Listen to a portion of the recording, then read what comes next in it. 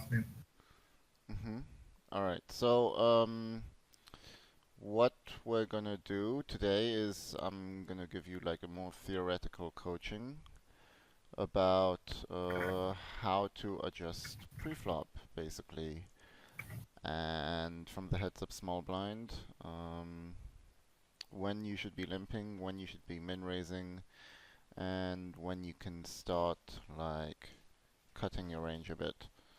Okay, so let's start with that, and just stay on coffee calcs. We'll do most of the things on coffee calcs, and so you need to close your poker stars, I guess. Yeah, but okay. I also bought the Flopzilla and I also have Equilab and the trial version of Optimizer. Okay, that's great. Yeah, those are the core tools that you'll be needing to use um, in order to improve your poker, basically, and we'll be using all of those tools together at Yeah, some point. the only thing I believe I'm pretty good at, or maybe at a decent level, is Equilab. Okay. Yeah, okay, I believe it's on. All right. So go to the pre-flop strategy planner, please, and just open like a blind page, like a Yeah, this one. yeah, but you need to select Yeah, different colors, and you can't do that. So you have to create a new one, I think. So you have to create. Yes, that's good. okay. What I want to see is how you divide your top, middle, and bottom range up. So just pick different colors. We can say your min raise. We have them predefined here, right? Yeah, but you can just pick three different colors, and Okay. that's all that matters. And divide your range up into top range, middle range, and bottom range. Yeah, okay. And like if you had to define top range, how would you define it? I would define it somehow like all the broadways and pocket pairs, Uh-huh. and maybe even extend it to 10 9 suited and this. Cool, cool. Okay, Okay. And how something would like this. Yeah. okay. And how would you Also the pocket pairs. yeah. So how would you define your middle range? My middle range are the cards that have 8, 7, 8, and 9. Yeah, and the 9 kickers, and also weak ace. Uh-huh. I'll color it here. Yeah, so just Like here. sure. Yeah, something like that. Offsuit and suit, it would be something like this. Uh, okay. I also tried to memorize the charts. I I hope I will did. add those hands. Yeah, something like this. Okay. So yeah, just like yeah, so let's say that's what you choose to be a middle range. And finally, how would you define your bottom range? Yeah, mostly the trash and weak kings, kings, uh, jacks, queens. Yeah, this. And I don't know, maybe we should add the bottom pocket pairs, deuces and threes, because Those would it's probably open be jam, middle right? range. Open jam, yeah. Yeah, I'd put those as middle range. Middle range, okay. How far do you go with the pocket pairs, middle range? Up to ninth, or because this is limb shove, right? 4, 5, I pocket mean, 4, not pocket 5. always, but like against a lot of people, especially against almost everyone. Yeah, it's a limb shove, but you don't always have to limb shove with those. Okay. Yes, yes. Mm, Uh, should so I edit on middle range or top range? I The pocket pairs mean, this for looks relate. generally pretty good. Like you've got an understanding of what's in the top, middle, and bottom range, which is good and kind of expected. But like you you may not have like defined them totally perfectly because like an easier way to define them would just be saying the top range are hands that you can min raise and you can call against three bets, even three bet shoves. And then the middle range are hands that you can uh, Limp call. like regardless of whether you yeah, you can limp call basically, but you can't call against a three bet shove if you min raise them. But you can limp call against a non all in. And then the bottom range are hands that if you're limping, you basically cannot fold them. I mean, you cannot call them, sorry, to any Yeah, yes. sizing. Mhm. Yeah. So, yeah, you define them pretty well, although I do think you might have made the top range a bit too big. You can, like, put these into the middle range. What about offsuit broadways here? Can we like maybe Yeah, 50% of this? cut them or something. I Yeah. mean, you shouldn't be calling those against a shove in general. Cut that. Yeah, this is my idea because I believe I pretty much suck at practice. Hmm. Uh, And eight, ace eight suited also. I mean, no, you should include that for sure. Yeah, That's and sometimes I'm also falling against shoves ace eight offsuit. yeah. Should I edit here? Do you think that the offsuit broadways still are close here? Like it's close between It, middle and top range, those three. yeah, that's Because true. we can comfortably call them, but it's I mean, still it but depends. It depends on how deep you are, basically, yeah, and yeah, yeah, the sure. stats of the enemy. Um, Enemy. yeah. Okay, and then the other thing is middle range is you should add almost all the suited hands. I mean, Yeah, in okay. teams like definition of hands, he didn't include the three X's, but to be honest, you can just include them all if you want, and definitely Jack Deuce and Queen Deuce, like something like that. Okay. So, okay, right now you've got some pretty accurate top, middle, and bottom range, and what you notice is the top range is only about 18% of your hands. Yeah. The middle range is uh, 60. No, wait. Maybe it's because of the colors I chose. Yeah, Because he's yeah, yeah, analyzing the colors. Yes. yeah. Because it's 60% total, but then you have to divide it by two, I Yeah. guess. Maybe I should Just do just like put min it. raise for one of them. Yeah, pick min raise for Uh, one of them, okay. Okay. and then pick like open shove for the other. Yeah, just open shove your bottom range. Not in the actual game.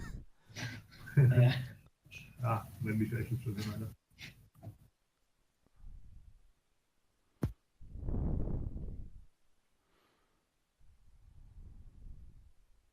Should I leave Yeah, cool. the Oh yeah, this? this should be the middle range. But Yeah. it's good, it's good. And like even fours and fives could be middle range, but it's totally fine. So basically now we see like your top range is 18% of hands, and then your middle and bottom range are each about 40%. And that's really good. Um, and it's important to remember those numbers. That's roughly how it looks like. Um, okay, one second, someone's talking to me.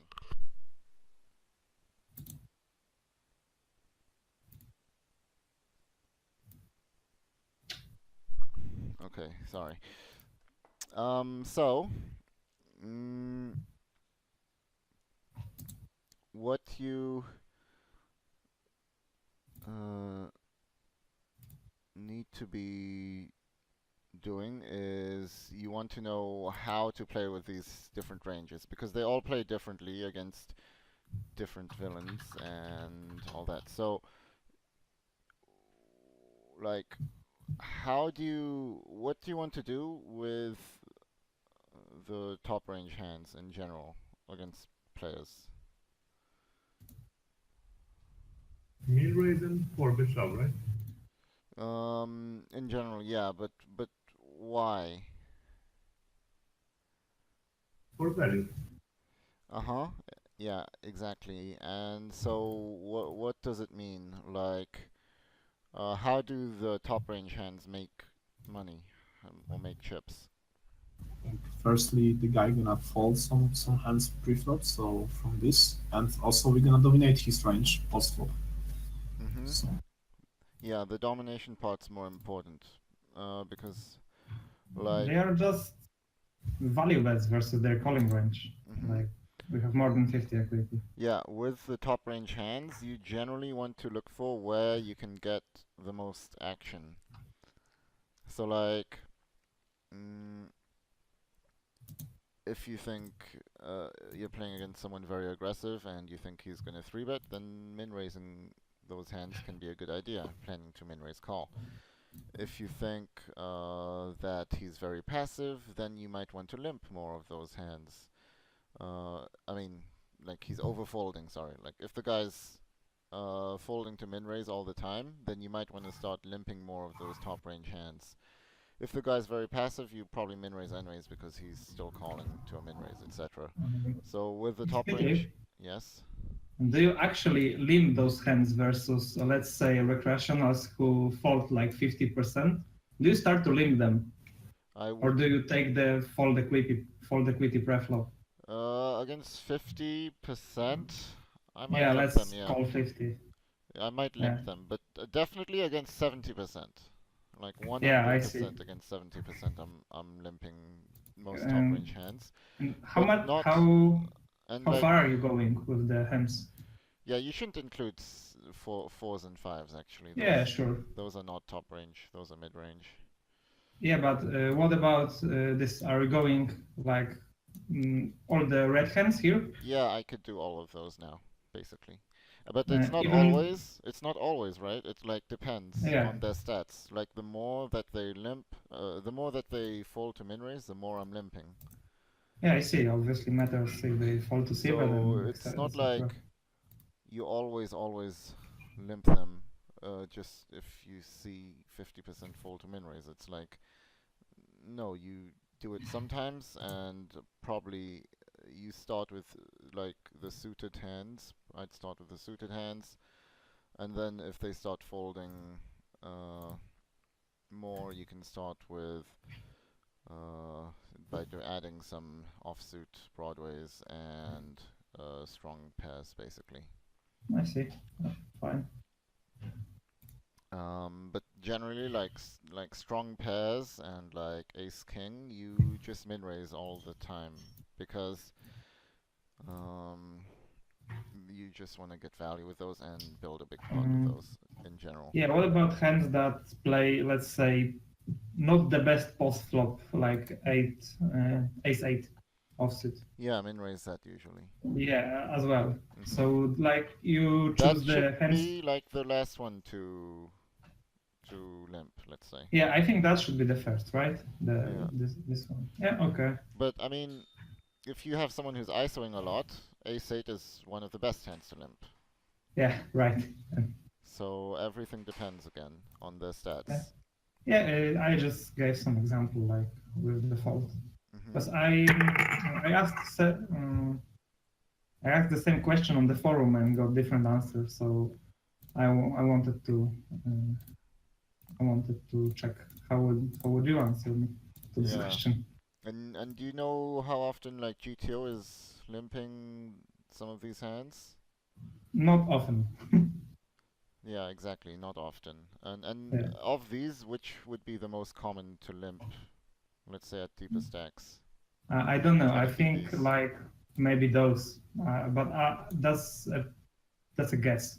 I have no idea. The most common to limp would be, well, the weak pocket pairs, firstly. But Yeah, then also ace jack to like ace 8. Those, offsuit? yeah, ace jack to ace 8 offsuit, it's limping. Like ace jack, it's limping about half the time. Ace 10 also. Ace 9 and ace 8, it's limping even like 60 or 70% or something. Why? Like Because you, like to why? balance the range. To balance the range and Okay. to also be able to have some hands to limp shove. Okay, I see. And those are actually like good hands to be limping against unknown. I mean, uh, regs from time to time because they do ISO. So it means if you limp those, you'll have a value ISO limp shove range basically. But don't. Oh, so with intention to limp raising, right? Of Those course, hands. yeah, yeah. Yeah. And don't like limp ace king and ace queen as much because those do best if they just three bet generally. Okay, see. Yeah, and it's never ever limping aces kings, like 0%. Yeah. That's important to remember. Okay, let's talk about the medium range. How do you get paid with the medium range? What are you looking for? Mostly,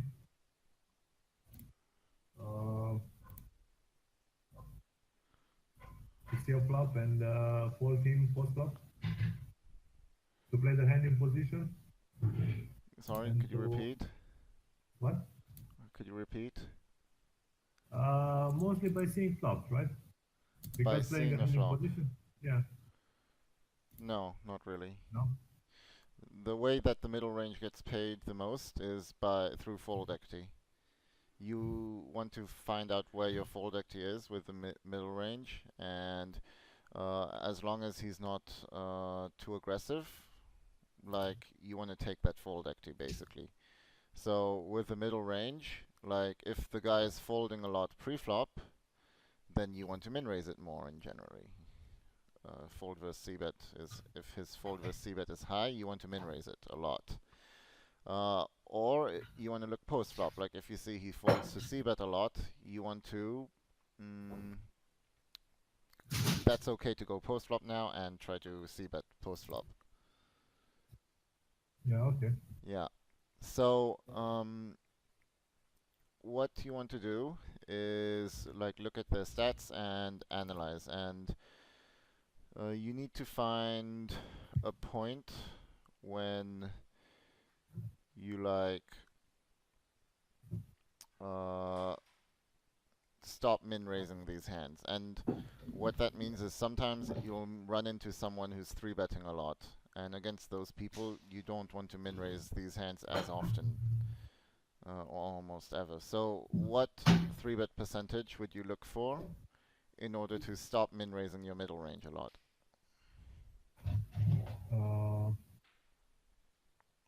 About 20%. 27, like team. I think like 27. Yeah, 27%. Maybe 30. 30 is good too. 30 is just right, really close to 27. Yeah. Yeah. 27, and also low fold pre-flop 20%, low 3-bet 20%, and low ISO 30%. You started to be really quiet. Can you hear me? I'm Barely. talking the same. I mean, I haven't done anything. Yeah, maybe bringing the microphone next to your mouth. I'm not sure. Yeah. Okay. Is it better now? Yeah, it's better now. Yeah. Okay. So I took some notes from the heads up small blind pre-flop master series. Yeah. Went to limp or middle and bottom range, right? And there was two situations, like fold pre-flop 28% and high 3-bet 27, or low fold pre-flop 20%, low 3-bet 20%, and low ISO 30%. Yeah, I think that sounds pretty good in general. Yeah. And like, yeah, you want to find out where the fold equity is and take it. So if their fold to min raise is high and they're not 3-betting much, definitely min raise them mostly, and that tends to be most of the population. That's why you raise mostly against fishes. And if they're if they're folding post flop, then it's totally cool to min raise as long as they don't 3-bet. And just watch out for the 3-bet. If the 3-bet is higher than 27%, then you want to start limping most of those hands. You can still min raise from time to time, but you want to limp a lot more than min raise basically with the middling hand. Because they don't play horribly post flop, but you still want to find where you have the most fold equity. And if they 3-bet too much, you don't have too much fold equity. And given that they're playable post flop and that you can have fold equity post flop too, then it's good to be putting them in the limping range against a high 3-better. Yeah. And finally, with the bottom range, obviously with the bottom range, you want to look where can you find your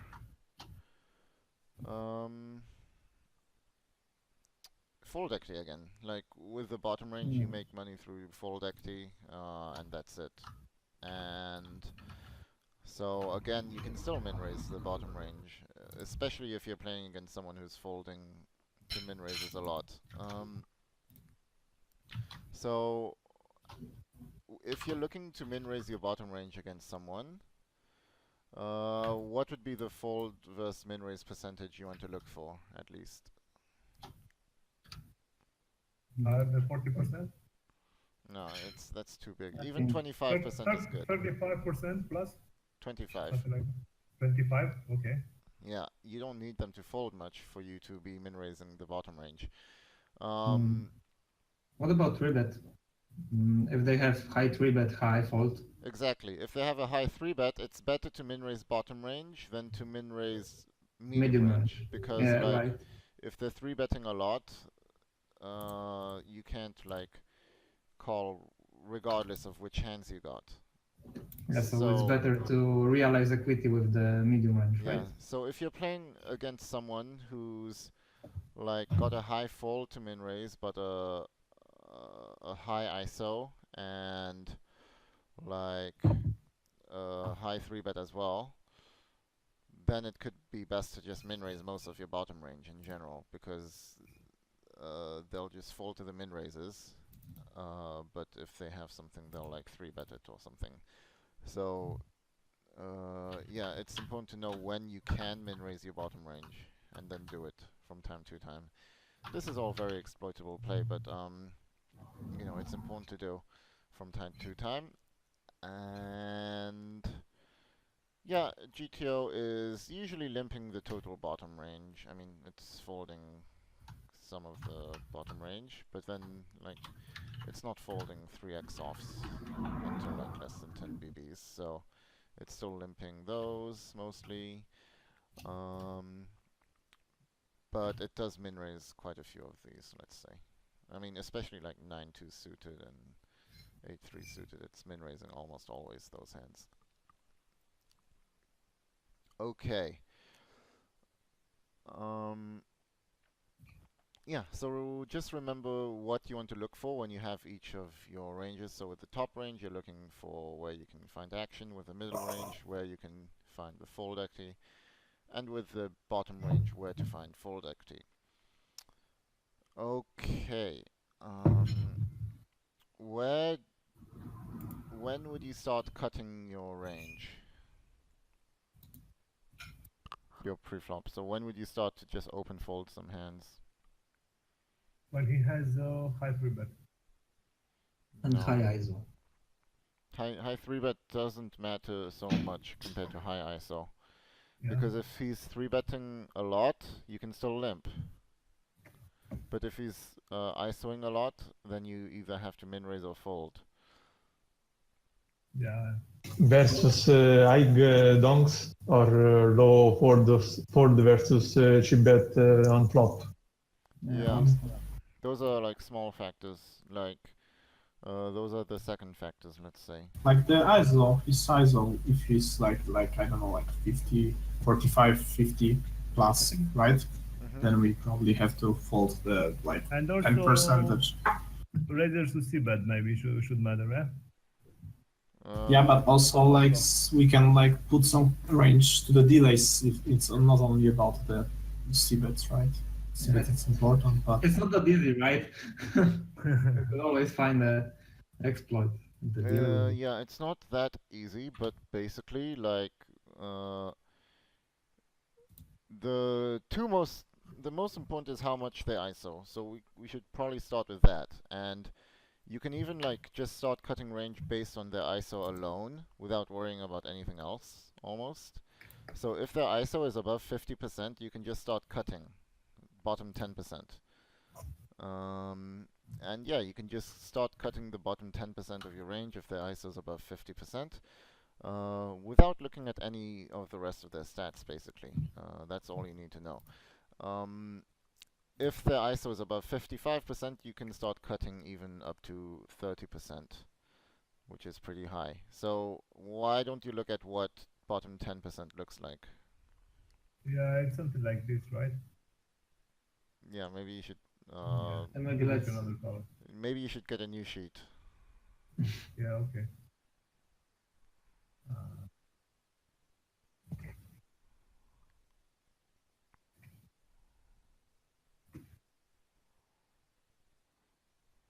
Okay.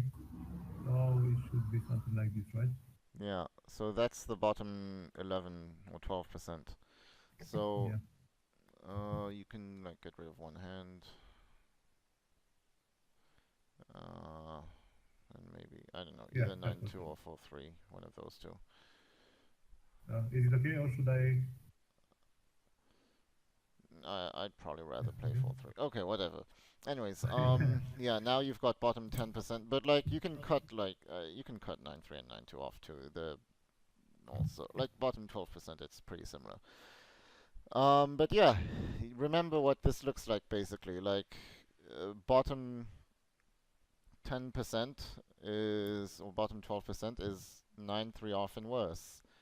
So it's important to have these images of the matrices whenever you're playing.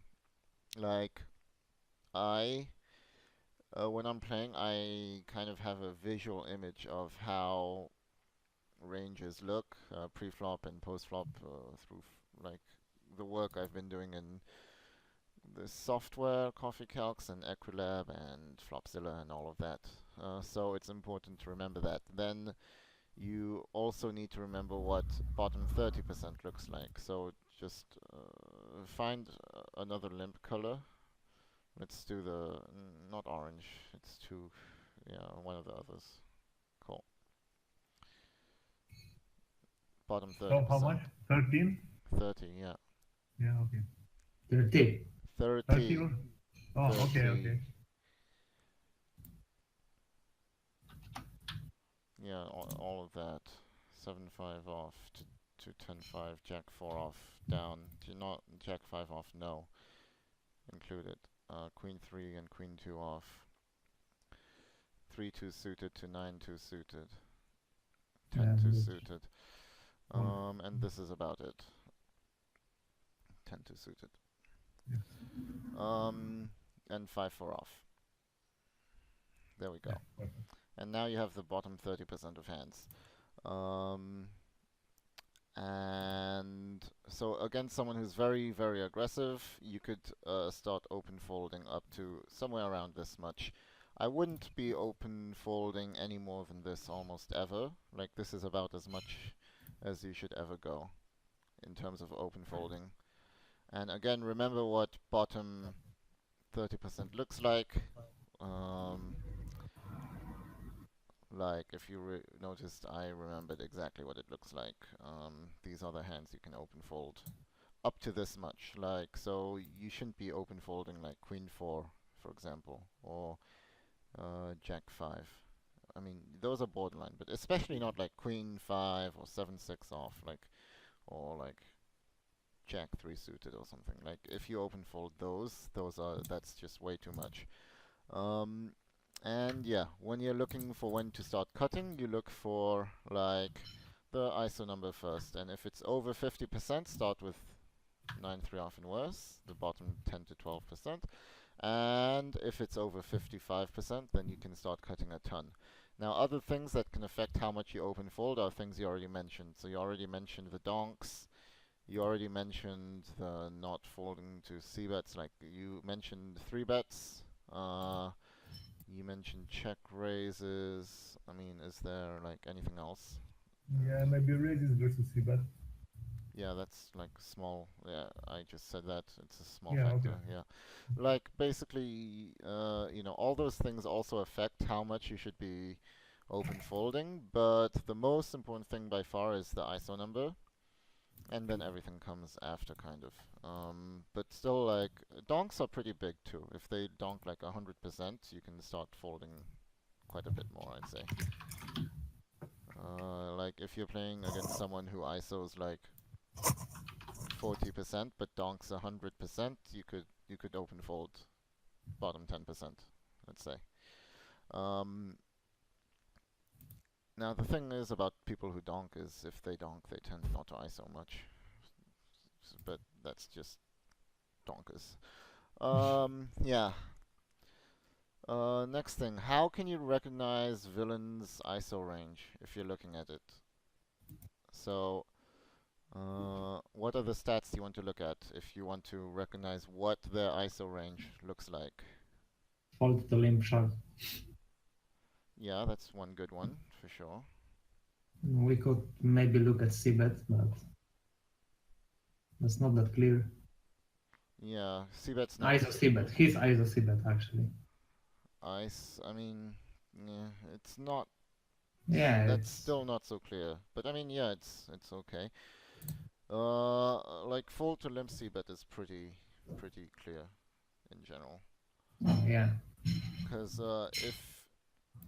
okay, fold to ISO shove. Let's start with that. If someone's folding to ISO shove a lot, what does it mean? It means that they don't have their top range in the limps generally, right? Yes. And what would you consider a high fold to ISO shove number?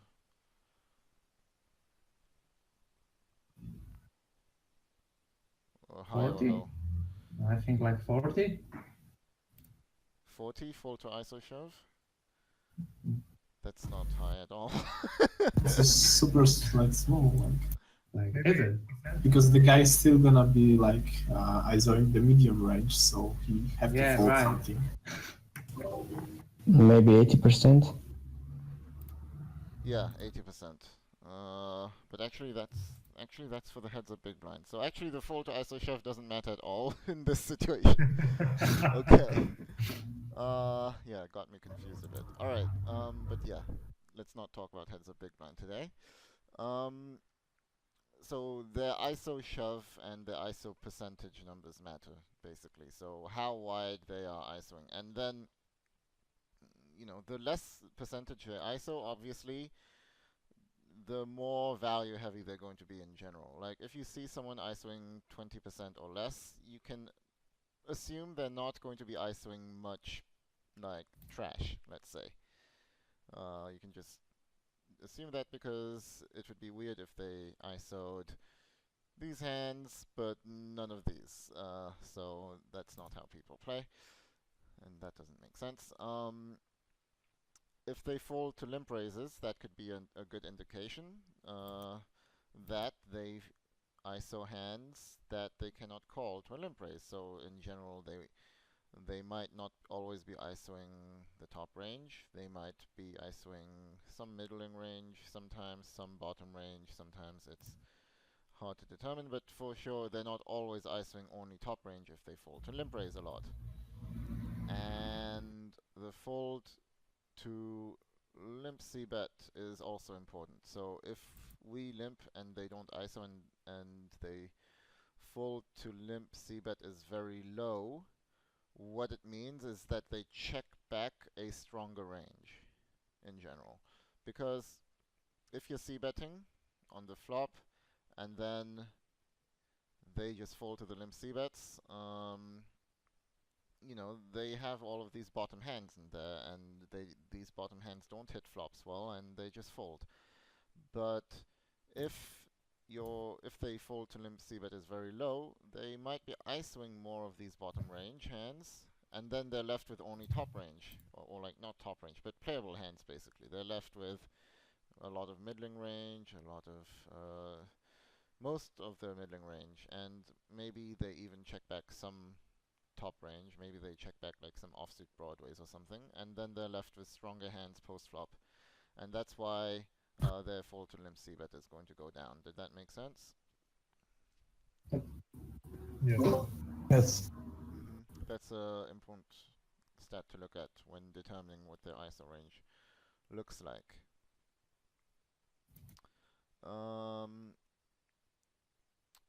Cool. So let's talk about heads up now, like less than 12 big blinds. You want to determine what type of player the guy is. Like, if the guy's very passive and he's never ISOing and he's never 3-betting, you might want to widen your value open shoving range. So it means you might want to shove more with ace-X's sometimes, especially offsuit ace-X's, even ace-king off or whatever. You can just open shove it if you're less than 12 big blinds against someone who's never like ISOing, never 3-betting. And especially if he's not falling to c-bets, that's also important.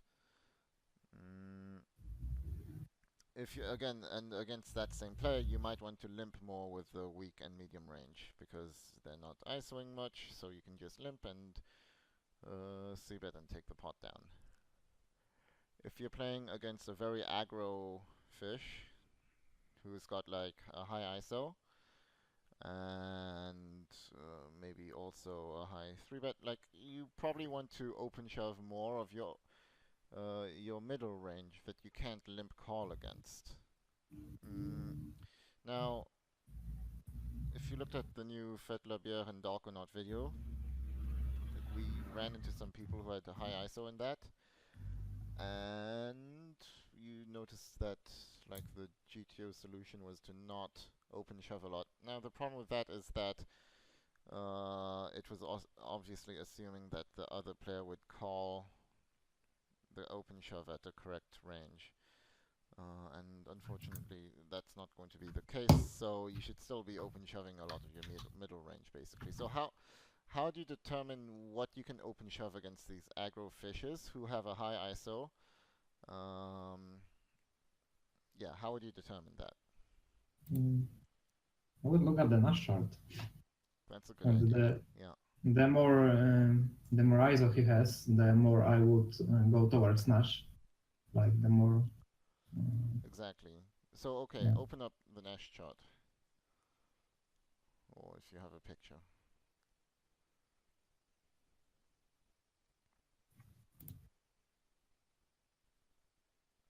Charts. Nash, cool.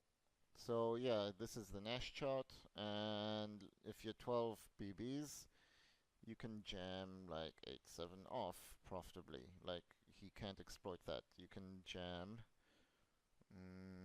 king 3 off. You can jam king 2 off even, basically. Queen 2 suited. Jack 4 suited. 10-5, 9-5 suited. 7-4 suited. Like those are the borderline hands you can start jamming, and those are only borderline. So I mean, definitely you can open shove some weak king X suited. You can open shove some more queen X suited. You can open shove like more of these, and like more of these middling cards, more king X's. Now with the hands that are clearly in the top range, like 20 plus, it might be better against someone who's ISOing a ton to limp them, because you want to trap with them, basically. So, you know, you start open shoving more of your middling range, and fishes generally don't call enough against your open shoves, so that's why you open shove with a very, let's say, weaker range. And then you just trap with the top range, so trap with all the pairs, probably up to like 4s, and then you can trap with like 9x suited, even like some 8x suited, king 8, king 7 suited maybe, all the offsuit broadways, and most aces, maybe just jam the weakest aces. So that can be your plan against like a very aggro fish. Yeah, important to know how to adjust to them. And you wanna like, let's say you're playing against one of these fishes pre-flop, so open up like coffee calcs again, and let's say open a new sheet. or actually what you can do is you can even go to the first sheet, XPT, yeah. And like, what type of player would you want to limp middle range against and then min raise top and bottom range against?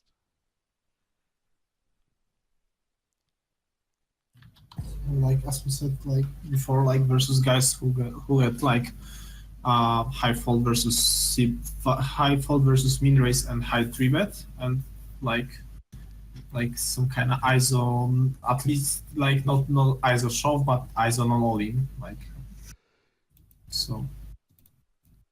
Yeah, exactly. So if you're playing people who like 3-bet a ton, but they fall to the min raise a ton as well. Like, you want to min raise the bottom range because they're folding to the 3-bets, to the min raises a lot. But you can still min raise the top range just because they still 3-bet. So you can still catch them when you 3-bet when they 3-bet. And then with the middle hands, you don't want to get 3-bet basically. So with those you limp, and then as long as they don't ISO shove, it's all good basically. So those are perfect types of players to min raise top and bottom with, and then limp middling range with. Cool. And then let's talk about donk betters. Like, if you're playing against a donk better, how would you start to play preflop? Limp more. Maybe if he dunks a lot, maybe we should cut our bottom range. I mean, that totally depends. But let's just say you're playing against Yeah. a guy who donks, like, not always, but like just like 30 or 40% of the time or something. You don't need to But cut just because of that usually. Hello? Just limp more, I would say.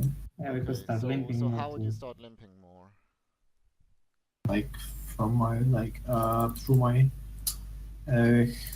hands like close to medium and bottom range, like I would say. And maybe we should also start limping some of our top range. No. I Don't don't limp think top so. range. Yeah, we want them to donk with those hands. We want to play big pots with the good hands. Exactly, yeah. But if we have marginal hands, we want to limp. So if they donk, we don't lose a lot when we don't hit, because they don't hit so good.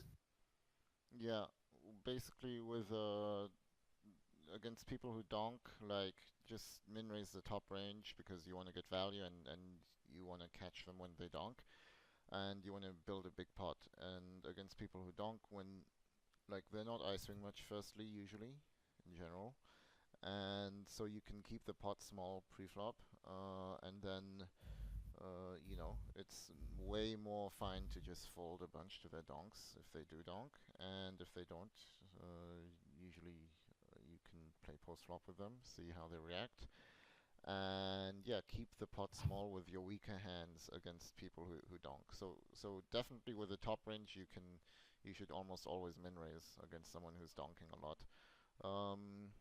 I'd just go to this new setup.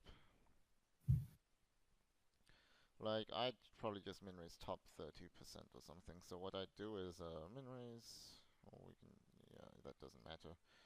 And I'd say 7x's to 8x off. And 7s. Yeah, it's just like a nice square, basically. And 6s. And then I'd open shove 5s and worse, mostly. One shot. Yeah.